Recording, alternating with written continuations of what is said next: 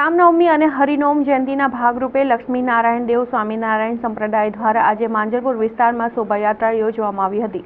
રામનવમી અને હરિનોમ જયંતિના ભાગરૂપે વડતાલ લક્ષ્મીનારાયણ દેવ સ્વામિનારાયણ સંપ્રદાય દ્વારા આજે માંજલપુર વિસ્તારમાં ભવ્ય શોભાયાત્રા યોજવામાં આવી હતી।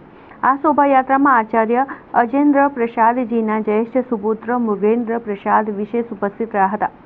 નુગેન્દ્ર પ્રસાદજીનું આગમન થતાં જ સૌએ સ્વામિનારાયણની ધૂન કરી આતિશબાજી સાથે તેમનું સ્વાગત કર્યું હતું। સંતો મહંતો સાથે પધારેલા લાલજી મહારાજે પ્રથમ કુબેરેશ્વર મહાદેવ મંદિરમાં ભગવાન ભોલેનાથના દર્શન કર્યા હતા।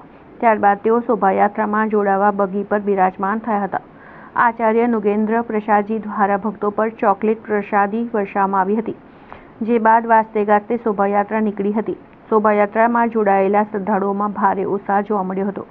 આજના સમગ્ર આયોજન અંગે આયોજક મંડળના રાજેશભાઈ પટેલ દ્વારા કાર્યક્રમ અંગેની વધુ માહિતી આપવામાં આવી હતી। ભગવાન સ્વામિનારાયણનો જન્મોત્સવ સાથે સાથે હમણાં ટૂંક સમયમાં નુગેન્દ્ર પ્રસાદજી મહારાજનો પણ 50મો જન્મોત્સવ ગયો છે, એટલે એ પણ આજે કરી અને ત્રિવેણી સંગમ આજે ઉજવી રહ્યા છે।